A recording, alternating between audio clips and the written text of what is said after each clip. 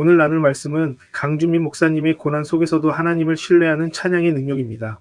감당할 수 없는 시련의 골짜기 속에서도 주님의 절대 주권을 신뢰하며 기쁨의 찬양을 돌려드리기 원합니다.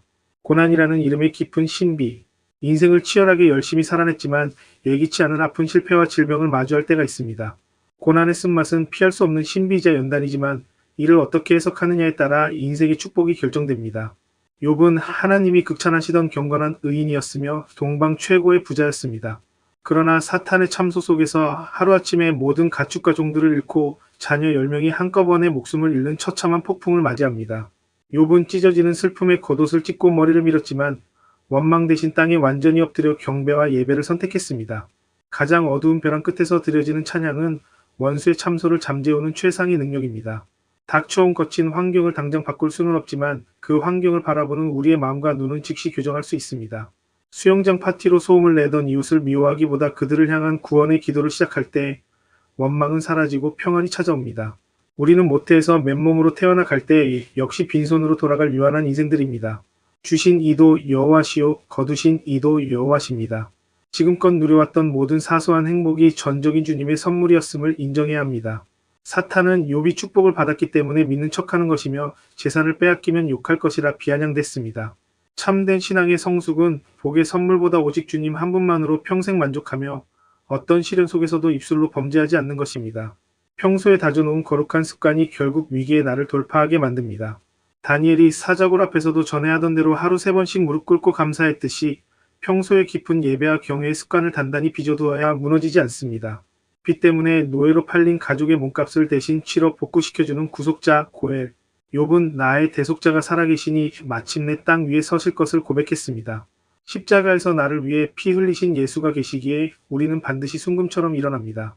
목회자로 남기 위해 억울한 소송의 권리를 기꺼이 포기했을 때 변호사비 90%를 탕감받고 성전의 땅을 선물로 받았습니다. 원망 없이 기도의 팽이를 조금만 더 성실히 돌려 마침내 갑절의 말년 복을 누렸던 욥과 같은 축복의 주인공이 됩시다. 욥기에 관한 말씀이죠. 하나님 고난에 지혜롭게 반응하기를 원하십니다. 고난이 정말 신비라는 생각이 들고요. 근데 고난에 어떻게 반응하는가, 어떻게 해석하느냐에 따라서 모든 것이 달라지는 것을 보게 됩니다. 살다 보면 이해할 수 없는 나를 만나게 되죠. 실패, 열심히 살았는데도 실패하고, 아주 건강관리를 잘했지만 병이 들기도 하고, 또 사랑하는 사람을 잃기도 하죠. 우리는 그때 질문하죠. 왜 하필 나입니까? Why me? 이렇게 질문을 하게 되는데 욥도 그런 질문 앞에 섰습니다. 너무나 고통스러운 경험을 하고 있는데 이 고난이라는 단어를 보면 쓸고와 그리고 어려울 난의 합성어입니다. 쓴맛을 경험하는 인생에서 또 성경에서 고난은 하나님께서 자기 사람을 연단하는 과정입니다. 연단한다. 고난이라는 뜻 속에는 강하게 치다, 아주 강하게 치다 하는 뜻이 있는데 시련이란 하나님께서 사람을 시험하여 정금처럼 빚어가시는 과정입니다. 이게 미스터리한 거죠. 왜냐하면 고난과 시련은 우리에게는 너무 보기온데 그걸 잘 거치게 되면 정금처럼 빛나는 경험을 하게 되죠. 욥의 고난은 신비에 속하는 거죠. 왜냐하면 욥이 고난을 당하는데 본인이 왜 고난을 당하는지를 몰라요. 왜냐하면 사탄이 뒤에서 역사했거든요.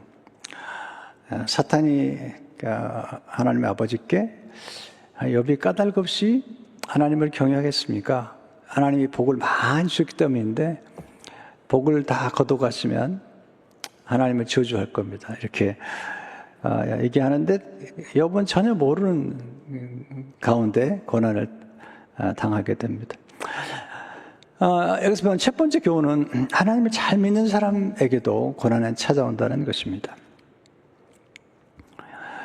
욥이 대단한 사람이죠. 하나님을 잘 믿던 사람이고 하나님이 욥을 진짜 극찬을 하죠. 극찬. 욥기 1장 1절에 보게 되면 우스 땅에 욥이라 불리는 사람이 있었는데 그 사람은 온전하고 정직하여 하나님을 경외하며 악에서 떠난 자들아. 이렇게 칭찬하는 사람이 별로 없거든요. 온전하고 정직하고 하나님을 경외해서 악에서 떠난 사람이더라. 또 사람들이 말하는 복도 많이 받았어요. 정말 엄청나요. 욥기 1장 2-3절을 보게 되면 그에게 아들 7과 딸 셋이 태어나니라. 그의 소유물은 양이 7,000마리요, 낙타가 3,000마리요, 소가 500결이요, 암나귀가 500마리며 정도 많이 있었으니 이 사람은 동방 사람 중에 가장 훌륭한 자니라. 하나님을 경외하고 정직하고 또 거기에다 재산도 아주 많은 사람이죠. 거기서 끝나지 않고 자녀들을 정결하게 하기 위해서 자녀들이 잔치하고 나면은 하나님 앞에 제단을 쌓고 또 거룩하도록 갔던 사람. 5절을 보게 되면 그들이 차례대로 잔치를 끝내면 그의 이제 자녀들이죠. 욥이 그들을 불러다가 성결하게 하되 아침에 일어나서 그들이 명수대로 번제를 드렸으니 이는 욥이 말하기를 혹시 내 아들이 죄를 범하여 마음으로 하나님을 더 욕되게 했을까 함이라. 욥의 행위가 항상 이러했더라. 엄청난 칭찬을 사실 하고 있는 거잖아요. 근데 욥에게 순식간에 어려움이 찾아오죠. 왜냐하면 사탄이 하나님 앞에 그 욥을 쳐보자고. 그래서 하나님 허락하시죠. 한번 쳐봐라. 그의 소유를 다 빼앗아 가보아라. 그래서 그의 모든 소유가 순식간에 빼앗기고 그리고 더 고통스러운 건 자녀 10명이 한꺼번에 죽는 것이죠. 욥기 1장 18-19절을 보게 되면 그 아직 말하는 동안에 또한 한 사람이 와서 말하되 주인의 자녀들이 그들의 맏아들의 집에서 음식을 먹으며 포도주를 마시는데 거친 들에서 큰 바람이 와서 집 네 모퉁이를 치매 그 청년들 위에 무너짐으로 그들이 죽었나이다. 나만 홀로 피하였으므로 주인께 아래로 왔나이다 한지라. 고난 신비죠. 하나님을 잘 믿고 정직하고 하나님을 경외하고 악에서 떠난 욥에게 고난이 찾아온 것입니다.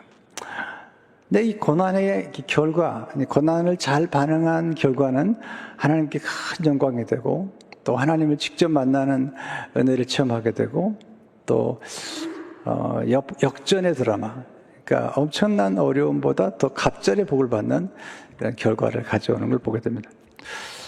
어떻게 욥이 고난 중에도 잘 반응했을까? 우리가 이제 이걸 배우는 것이 오늘 우리가 함께 배우고 싶은 것이죠. 실제 고난 중에 드린 찬송은 최상의 능력입니다. 욥의 반응을 통해서 우리는 고난에 잘 반응하는 지혜를 배우게 되죠. 20절, 22절 본문이요. 욥이 일어나 겉옷을 찢고 머리털을 밀고 땅에 엎드려 예비하여며 이르되 내가 못해서 알몸으로 나왔사온즉 또한 알몸이 그리로 돌아가올지라. 주신이도 여호와시오 거두신 이도 여호와시오니 여호와의 이름이 찬송을 받으실지니라 하고 이 모든 일에 욥이 범죄하지 아니하고 하나님을 향하여 원망하지 아니하니라. 대단하지 않아요? 어떻게 이렇게 고난 중에도 하나님을 경배할 수 있을까? 오히려 찬송할 수 있을까? 여기서 배우는 이제 교훈은 첫째로 고난은 피할 수 없지만 찬양과 경배는 선택할 수 있습니다. 20절 다시 보세요. 욥이 일어나 겉옷을 찢고 머리털을 밀고 땅에 엎드려 예비하며. 여기 일어났다는 것은 그냥 일어났다는 뜻이 아니라 히브리 문화에서 일어났다는 것은 뭔가 중요한 결단과 행동을 했다는 그룹이죠. 하나님께 나가기로 결정한 것입니다. 고난은 우리를 넘어뜨릴 수는 있어도 하나님께 나가는 것을 막을 수는 없죠. 겉옷을 찢었습니다. 슬픔을 표현한 방식인데 그는 슬픔을 그냥 고백한 거죠. 머리털을 밀었죠. 그 당시에 머리털은 아름다움과 존엄의 상징이죠. 그래서 그는 슬퍼할 줄 알았습니다. 욥은 땅에 엎드렸습니다. 이 자세는 겸손과 황복과 경외, 하나님 앞에 모든 절대 주권을 인정하는 그런 고백을 하는 것입니다. 여러분, 하나님 예배했습니다. 하나님 경배했죠. 보통 우리가 이 경배나 예배는 어떤 좋은 결과가 났을 때 예배 드리러 갑시다. 예배합시다. 뭐 이런 뜻가 많은데 지금 엄청난 상실의 순간에 하나님께 경배했거든요. 원망을 선택하지 않고 예배를 선택한 것이죠. 고난이 그의 재산과 자녀를 빼앗아갈 수 있었지만 하나님 향한 예배를 선택한 것은 빼앗아갈 수가 없었습니다. 이게 굉장히 중요한 포인트인데요. 이게 환경을 바꾸는 것은 쉽지 않아요. 또 바꿀 수는 있지만 시간이 걸리죠. 그러나 환경에 대한 나의 관점과 태도를 바꾸는 것은 순식간에 바꿀 수가 있어요. 순식간에. 그러니까 환경을 바라보는 관점. 그러니까 고난을 피할 수는 없죠. 또 어떤 사람을 바꾸려고 하거나 변화시키려는 것은 너무 어려운 거예요. 사실은요. 뭐 여러분 경험해 보시면 알겠지만 사람을 어떻게 바꿔요?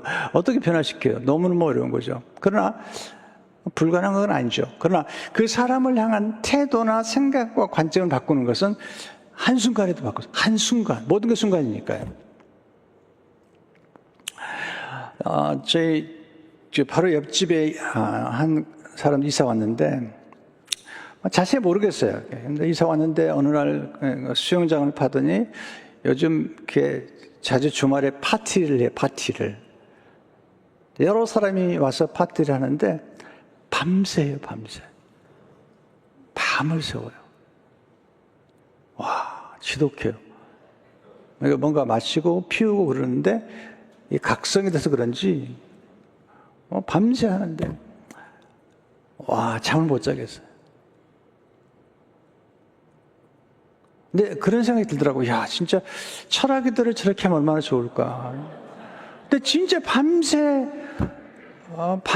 피우고 마시고 그러는 거예요.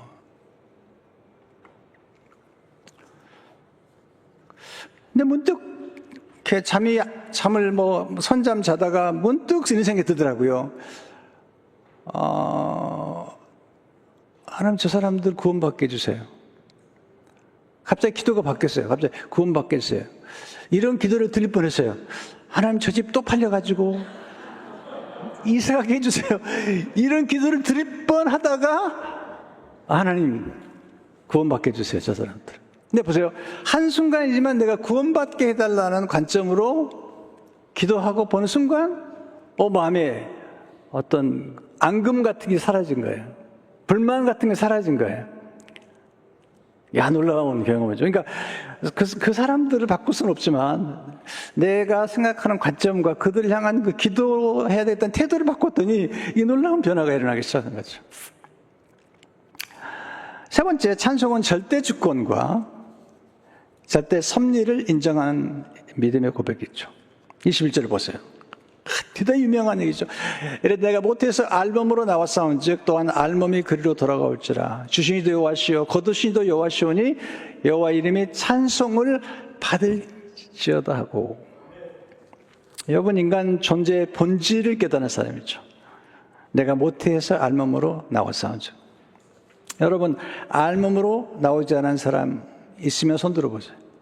태어날 때부터 옷 입고 태어나고 태어날 때부터 집 가지고 태어나고 없어요. 우리 다 알몸으로 태어난 사람들이죠.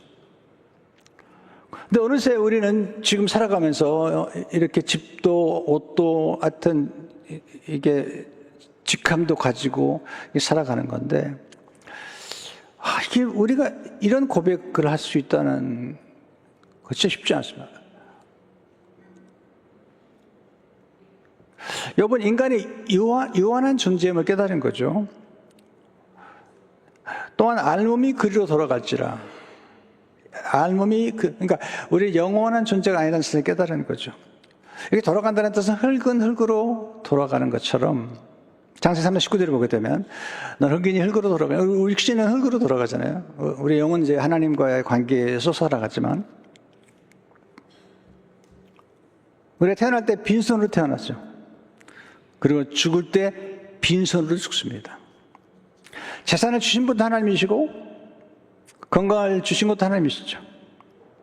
근데 사실 우리가 지금까지 누린 게 많은데 우리는 지금까지 누린 것만 가지고도 감사해 봤는지. 미국에 올 때 우리 어른들은 정말 100불 가지고 오고 500불 가지고 왔잖아요. 근데 진짜 세월 20년, 30년 지나면서 놀라운 경험을 했죠. 근데 우리는 얼마나 그동안 누려온 것에 대해서 감사했는지. 욥의 고난 속에는요, 욥의 고백 속에는 찬송과 또 그의 놀라운 인생에 대한 통찰력, 인간 이해와 인생 이해가 담겨 있는 겁니다. 욥은 모든 것이 하나님의 선물인 걸 인정하죠. 주신 이도 여호와시요. 이것은 선물이라는 거죠. 하나님 그냥 주신 거, 사실은 우리가 노력한 것 같지만 사실은 하나님이 주신 선물이 너무 많은 거죠. 이 비유에는 지금 사탄이 있어서 또 하나의 고백, 절대 주권, 거두신 이도 여호와시요. 와, 이거 대단한 거죠. 근데 지금 사실은 사탄이 공격한 거지만 그건 하나님의 모든 주권, 하나님은 사탄도 섭리하시고 다스리신다. 사실 그렇거든요. 욥기에 보면 사탄이 와서 하나님 앞에 욥을 참수하지만 결국은 하나님이 모든 것을 섭리하시고 사탄도 마귀도 모든 악도 나중엔 다 다스리시거든요. 사탄의 질문이 뭐죠? 욥기 1장 9절로 11절을 보게 되면 사탄이 여호와께 대답하이르되 욥이 어찌 까닭 없이 하나님을 경외하리까? 주께서 그와 그 집과 그의 모든 소유물을 울타리로 두르심 때문이 아니니까. 주께서 그의 손으로 하는 바를 복되게 하사 그의 소유물이 땅에 넘치게 하셨습니다. 이제 주의 손을 펴서 그의 모든 소유물을 씻어서 그리하시면 틀림없이 주를 향하여 욕하지 않겠나이까. 물론 사탄의 말이 일리가 있죠. 하나님이 복을 주시고 도와주시고 지켜주셔서 거기까지 온 건 맞는데, 그러나 이런 질문을 하는 거죠. 욥이 하나님을 경외하는 것은 하나님이 축복하신 까닭에 하나님을 경외하는 것이지, 축복하신 것을 다 거두시면 하나님만으로 그가 만족할 수 있을까요? 그렇지 못할 겁니다. 반드시 욕할 겁니다. 근데 욥은 아니었거든요. 네. 하나님이 거둬가시지만 그것도 하나님의 절대 주권이라고 믿었던 거죠. 그러니까 주신이도 여호와시요 거두신이도 여호와십니다. 여호와의 이름만 찬송 받으십시오. 이런 고백을 한 거죠. 대단한 신앙이죠. 다윗이 그런 고백을 하잖아요. 다윗도 인생에 너무나 어려운 일이 많죠. 근데 역대상 19장 11절 12절에 그의 생의 마지막 부분이죠. 여호와여 위대하심과 권능과 영광과 승리와 위엄이 다 주께 속하였사오니 천지 있는 것이 다 주의 것이로소이다. 여호와의 주권도 주께 속하였사오니 주는 높으사 만물의 머리이십니다. 부와 기가 주께로 말미암고 또는 만물의 주제가 돼 손에 권세와 능력이 있사오니 모든 사람을 크게 하심과 강하게 하심이 주의 손에 있나이다. 여러분, 이 주권을 이해한다면요, 우리가 누구를 시기하거나 질투할 수도 없어요. 누가 크게 잘 됐다, 이럴 경우도 우리가 시기할 수가 없는 것이, 크게 하심과 강하게 하심이 하나님 손에 있는 거죠. 또 이렇게 모든 게 갑자기 거두어졌을 때, 다윗이 그런 경험을 하잖아요. 아들 압살롬이 자기 왕위를 빼앗은 거죠. 그러니까 압살롬에 의해서 그의 왕자가 빼앗긴 거잖아요. 근데 그때도 다윗이 하나님의 주권을 믿습니다. 시므이가 그를 저주해요. 그것을 듣고 하더라는 거예요. 하나님이 시므이를 통해서 나를 저주하고 있는지 모르지만 그를 죽이지 마라. 혹시 하나님이 도와주시면 내가 다시 돌아올 수도 있지 않겠느냐. 이런 또 하나의 가능성을 가지고 있는 거예요. 절대 주권. 그건 절대 섭리를 믿었습니다. 그리고 하나님이 도와주시면 얼마든지 회복될 수 있다고 믿었던 거예요. 이게 이제 욥기 19장 25절에 보면 내가 알기에는 나의 대속자가 살아계시니 마침내 그가 땅 위에 서실 것이라. 여기 대속자라는 말의 뜻이 뭐냐면 히브리 고일이란 단어인데, 이 고일이라는 단어가 굉장히 중요하거든요. 이게 친족 구속자라는 뜻이에요. 친족 가운데 어려운 일이나 억울한 일을 당했을 때 그를 도와서 모든 것을 회복시켜주는 사람이었죠.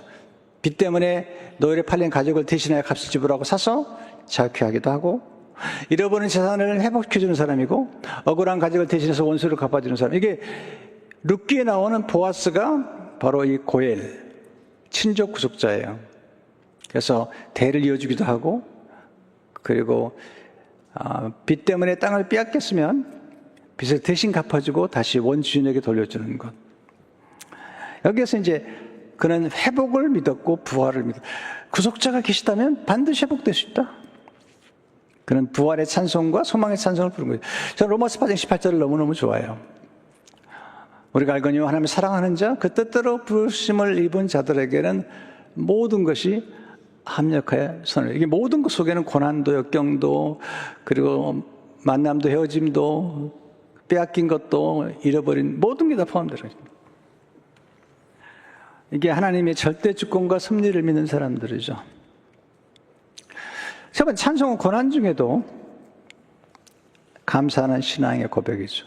고난을 당하면 두 종류의 사람이 있습니다. 첫째, 고난에 대해서 원망하는 것입니다. 내가 왜 이런 고난을 당해야 됩니까? 마음이 더욱 완악해지고, 그리고 하나님을 떠나는 사람들 보여요. 고난이 다 축복이 되는 게 아닙니다. 고난 때문에 더 완고해지고 완악해지고 하나님을 원망하고 저주하는 사람도 있잖아요. 둘째, 고난 중에도 감사하는 것입니다. 하나님을 향하여 원망하지 않고 그동안 받은 은혜만 해도 넘칩니다. 이렇게 고백하는 거죠. 욥의 찬송에는 범사 감사가 들어있죠. 21절 다시 보세요. 주시니도 여호와시요 거두시니도 여호와시니. 내가 거두신다면 뜻이 있을 거라고 믿고 그것도 감사하는 거. 아, 이거 대단한 감사에 속하는 거죠. 사탄의 논리는 간단해요. 욥이 하나님을 믿은 것은 축복 때문이 아닙니까? 축복만 빼앗아 가십시오. 그러면 하나님 욕할 겁니다.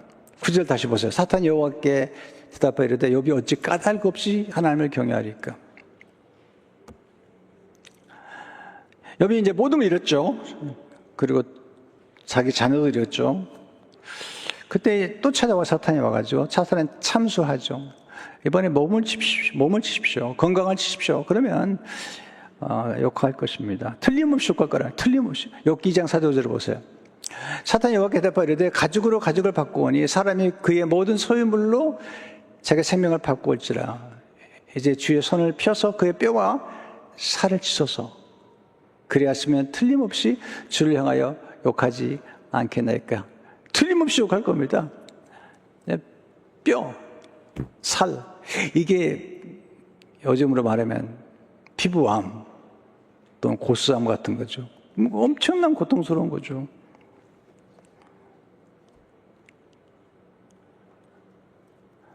지금 욥의 고난 속에는 지금 이해할 수 없는 거죠. 욥에게는. 왜냐하면 지금 사탄이 뒤에서 역사하고 있는 거죠. 이게 우리가 가지고 있는 세계관이라는 영적인 세계관. 우리는 보이지 않는 성령의 역사와 또 하나 사탄의 세계가 있다는 걸 알아야 되죠. 욥이 사탄의 공격을 받고 이제 몸이 근지러우니까 지그릇 조각 가운데 앉아가지고 몸을 긁습니다. 처절한 모습이죠. 근데 그 모습을 지켜보던 그 아내가 참 놀라운 얘기를 하죠. 아내가 한마디를 하죠. 욥기 2장 9절에 보세요. 그의 아내가 그에게 이르되 당신이 그래도 자기 온전함을 굳게 지켰느냐? 하나님을 욕하고 되져라. 이 죽으란 말 가지고는 이해가 표현이 안 돼요. 되져라, 되져라. 아니, 당신이 아무리 잘 믿는다고 그랬지만 이게 뭐냐 도대체. 하나님을 욕하고 죽는 게 낫지. 근데 욥이 참 훌륭해요. 10절에 보니까 그가 이르되 그대의 말이 한 어리석은 여자의 말 같도다. 우리가 하나님께 복을 받았은 즉 화도 받지 아니하겠느냐 하고. 이 모든 일에 욥이 입술로 범죄하지 아니하니라. 근데 이게 중요한 게 있습니다. 욥이 정말 대단한 거죠. 자기 아내에게 당신은 어리석은 여자라고 말하는 게 아니라 그대의 말이 한 어리석은 자와 같다는 거예요. 그래서 어떤 분이 그러더라고요. 하나님은 욥이 좋아하고 사랑하는 모든 걸 뺏어가시고, 그 제일 싫어하는 거 하나만 남겨놨다. 뭐, 누구다고 묻지 마세요, 하여튼. 근데 누가 그런 말 했어요. 욥이 그냥 죽고 싶었어. 너무 힘들어가지고. 그러다가 아내가 이렇게 죽으라고 그러니까 열이 받아가지고 못 죽었다는 얘기가 있어요. 네, 그런 학설은 제가 만든 학설입니다. 가끔 인간은요, 이런 경우가 생겨요. 저도 진짜 어려워가지고 한번 푹 밀면 쓰러질 수밖에 없는 때가 있었어요. 1989년에. 근데 그때 제가 교회를 개척하고 얼마 안 될 때인데, 제 개척을 아주 반대했던 분이 계셨어요. 아주 반대했던 분이 계셨어요. 제가 병원에 갔다 나오는 길에 저를 만나든지 팔이 해져가지고 곧 밀면 쓰러질 것 같은 저에게, 거봐, 내가 교회 개척하지 말라고 그랬잖아. 그 말을 듣는 순간 열이 받쳐가지고 내가 이 사람에게라도 증명하기 위해서 내가 살아야 되겠다. 그래서 가끔 여러분에게 열받치게 해주는 분들 만나면 감사 언급을 하시기 바랍니다. 여러분, 어릴 적에 팽이 돌린 적이 있어요. 어릴 적에 팽이 우리 같이 놀았는데, 팽이가 있는데 이게 쓰러지려고 할 때는요, 딱 쳐줘야 됩니다. 쳐주면 뺑 돌아요, 이렇게. 우리도 가끔은 그러는 거예요. 여러분 생각 가운데 그냥 무력해서 쓰러질 수밖에 없는 상황인데, 그때 어떻게 하냐, 그러면 더 쓰러져 버리는 거예요. 그때 한 방 팍방 쳐주는 거죠. 지금 그런 상황 같아요.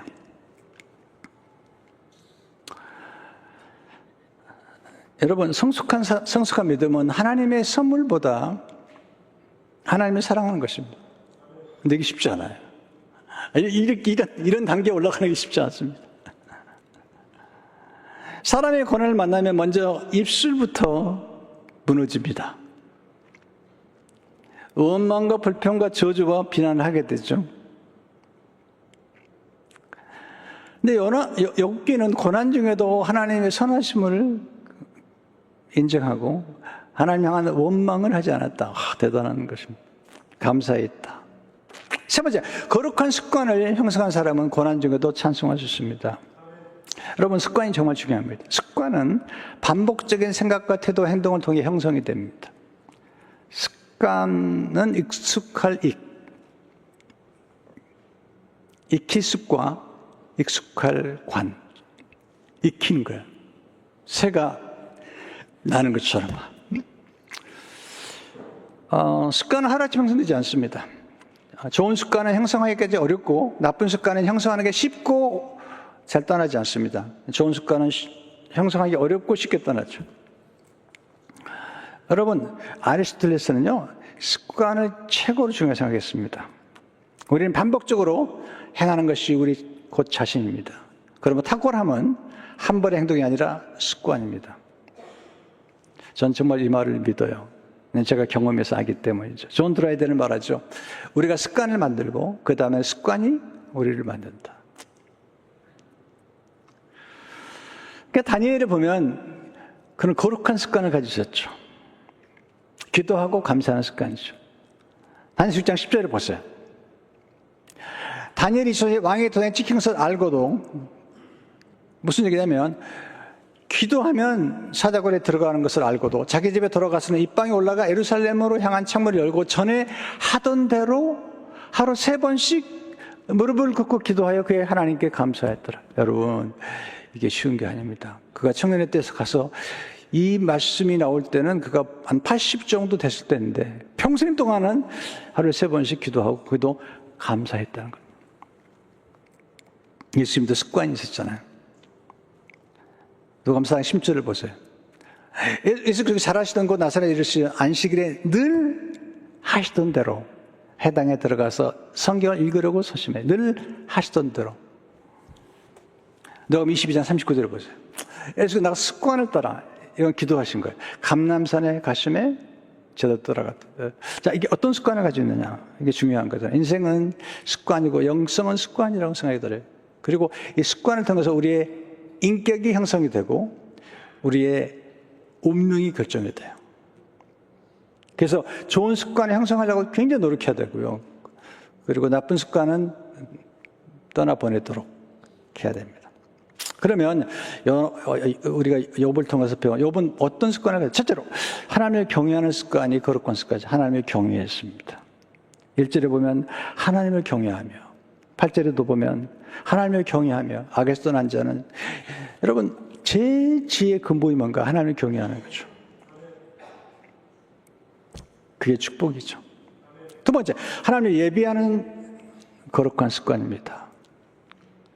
그는 자녀들이 잔치 후에 잘못될까 봐 늘 예배를 드렸고 단을 쌓았죠. 욥의 행위가 항상 이러했더라. 이건 습관이죠. 여러분, 예배가 정말 중요하다니까요.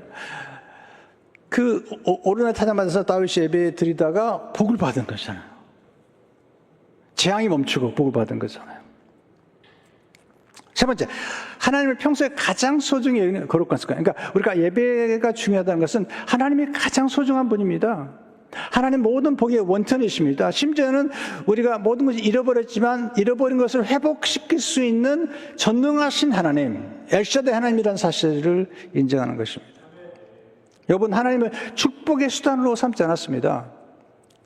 그는 축복과 선물보다 하나님을 사랑했던 것입니다. 다윗이 보면요, 왕이지만 그는 재산에도 관심이 없고 사실은 늘 하나님께만 관심이 있어요. 10편 10편 2절을 보게 되면 내가 여호와께 아뢰되 주는 나의 주님의 주밖에는 나의 복이 없다 하였나이다. 놀라운 고백이죠. 따라서 해보세요. 주밖에는 나의 복이 없나이다. 하나님 얼마나 감동이 되겠어요. 사탄은 욥이 까닭 없이 하나님을 경외하지 않을 거라고 얘기한 거죠. 그런데 욥이 테스트한 게 통과하죠. 그는 재산을 잃고 몸이 병들었지만 하나님을 원망하지 않고 하나님을 경외했죠. 네 번째, 모든 것이 은혜임을 알고 살아가는 것이 거룩한 습관. 모든 것이 은혜다. 21절 다시 보세요. 주시기도 여호와시오. 모든 것이 은혜라는 거죠. 은혜를 아는 사람은 범사에 감사하는 거죠. 심지어 보면 성경에 자세히 보시면요, 계속 저는 경험하는 게 뭐냐면 하나님이 내게 주시는 것들이 좋은 것도 있지만 어떤 것은 세상 사람들보다 나쁜 것도 있어요. 고난, 실패, 갈등. 근데 지나가 보니까요, 이것들이 다 내게 축복이 되는 거예요. 하나님을 믿었더니 그 안에 섭리의 역사가 나타나가지고 놀라운 축복을 이룬 거죠. 모든 것이 은혜다. 이게 이제 최고 차원 높은 신앙이죠. 모든 것이 은혜다. 사도 바울이 고백이 그잖아요. 그러면서 15절 10절을 보게 되면 그러나 나의 나된 것은 하나님의 은혜로 된 것이니 내게 주신 그의 은혜가 헛되지 아니하여 내가 모든 사도보다 더 많이 수고하였으나 내가 한 것이 아니요 오직 너 함께 하신 하나님의 은혜로다. 여러분, 고난 중에 하나님을 예배했습니다. 물론 때로 낙심한 적도 있어요. 또는 좌절한 적도 있어요. 내가 태어나지 않았으면 죽을 뻔했다. 이런 생각을 했지만 그는 끝까지 살아남았고 신앙적인 고백을 하죠. 놀라운 고백을 하죠. 욥기 24장 3절에 보면요, 그러나 내가 가는 길을 그가 아시나니 그가 나를 단련하신 후에는 내가 순금같이 되어 나오리라. 테스트 하신 거죠. 그리고 결국은 순금처럼 나왔습니다. 하나님은 고난의 끝자락에 큰 복을 입혀 주셔요. 큰 복을. 근데 욥이 받은 가장 큰 복은 뭐냐면 하나님을 더 깊이 알게 된 거예요. 물론 나중에 하나님께서 그 모든 걸 회복시켜 주긴 하지만 그 전에 먼저 가장 큰 복이 욥기 42장 5절의 복이에요.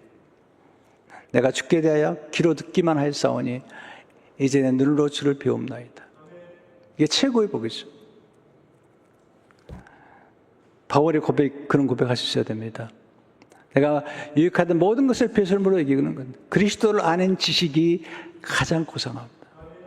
하나님이 최고입니다. 하나님 나의 모든 복이 온천이시고 하나님이 모든 것을 역전시킬 수 있고 반전시킬 수 있습니다라고 고백하는 것입니다. 하나님 나중에 욥에게 상을 주세요. 여기 42장 10절을 보시면 욥이 그의 친구들을 위하여 기도할 때 용서에게 친구들이 하도 괴롭혔으니까 용서하니까 여호와께서 욥의 곤경을 돌이키시고 여호와께서 욥에게 이전 모든 소유보다 갑절이나 주신지라. 모든 소유 갑절을 주세요. 그리고 12절을 보면요, 여호와께서 욥의 말년에 욥에게 처음보다 더 복을 주시니 여러분 이런 복이 함께 하시길 축원합니다. 네, 끝으로 갈수록 하나님이 복을 주시는 경험하는. 근데 재밌어요. 소유는 다 갑절인데 자녀는 10명만 주세요. 근데 이런 생각이 들어요. 욥이 참 훌륭하다. 왜냐하면 아내가 조금 좀 막말했지만 여전히 아내를 사랑하고 그냥 그 아내를 통해서 10명의 자녀가 나왔잖아요. 근데 욥이 그 아내한테 막말하고 이제 뭐 당신 끝이다 그랬으면 어떻게 아이가 태어나겠어요? 욥이 혼자 아기를 낳아요? 왜 그러면 10명만 주셨을까? 성경학자들은 교부와 성기를 10명은 천국에 가 있어요. 그러니까 처음에 자녀들을 여전히 그리워하고 그리고 나머지 10명을 줘서 결국은 갑절을 주신 거라는. 여러분 기다리면 길이 열립니다. 힘들지만 조금 더 기다려보세요. 사는 게 제가 보니까요, 어떤 끝자락에 가서 이게 이 반전이 많이 일어나요. 근데 우리가 대부분이 거기까지 가지 못해요. 조금 더 용서하고 조금 더 기도하고 조금 더 손해보면서 그냥 가보는 거죠. 거기 가서 거기서 반전이 일어납니다. 그런 역전의 드라마가 나요.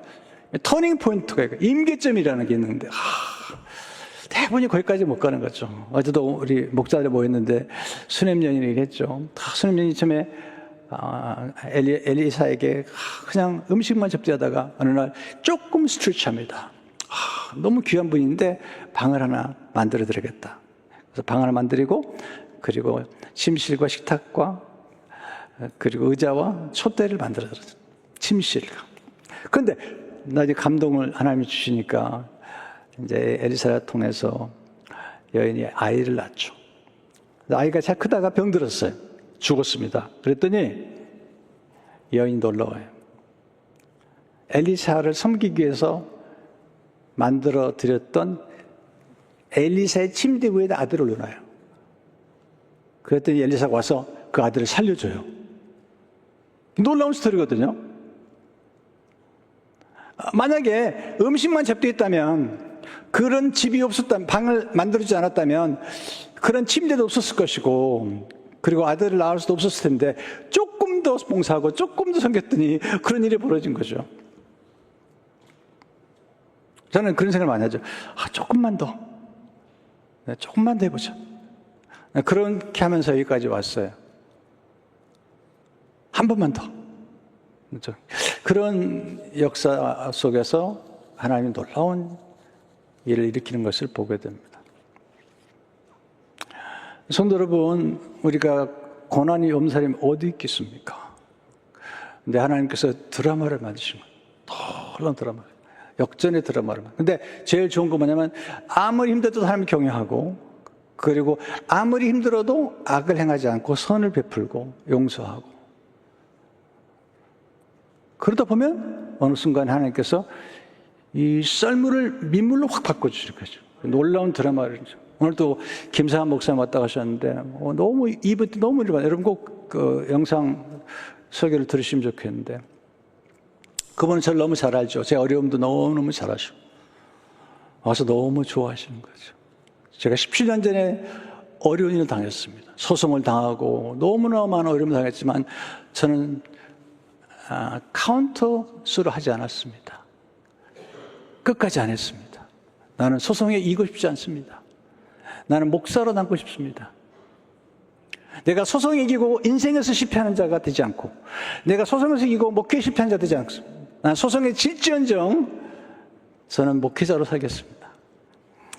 아시겠지만 나중에 나오면서 50만 불 변호사비를 들고 와서 근데 1년 지난 다음에 변호사들이 새 로펌에서 자기네끼리 의논을 해가지고 이 목사님은 소송할 사람이 아니다. 내가 그 얘기하는 거야. 목사님, 교회에다가 얘기하면 우리가 소송해서 받겠으면 50만 불. 하지 말라고. 내가 평생 갚을 테니 하지 말라고. 그랬더니 새 로펌에서 저한테 얘기해요. 목사님, 90% 탕감, 인쇄비용이죠, 인쇄비. 그래서 50만 불 가운데 40만 불을 탕감해 줬어요. 별로 안 좋아하시는데 그러면 안 돼요. 여러분, 변호사님들이 이 배임료를 이게 깎아주는 게 쉽지 않거든요. 근데 90%를 탕감해 줬어요, 90%. 그리고 90%를 다 갚았어요, 제가. 우리 부부가. 교회에다가 절대로 차지하지 않았어요. 왜? 교회가 달랐으니까. 그런데 바로 3년 지난 바로 첫 달에 변호사비를 딱 갚고 났던 바로 그 달에 하나님 이 땅을 주셨어, 교회에. 드라마틱하지 않아요? 안 하나? 이 드라마틱한 거예요. 드라마틱한 거예요. 이 지역 20일 그 땅이 없어요. 너무 드라마틱하지 않아요? 여러분, 고난의 때에도 원망하지 말고, 그리고 낙심하지 말고, 조금 더 기도하고, 조금 더 인기하고, 하나님께서 반드시 여러분의 복을 주실 걸 믿으시기 바랍니다. 이 복이 함께 하시길 주의 이름으로 축원합니다.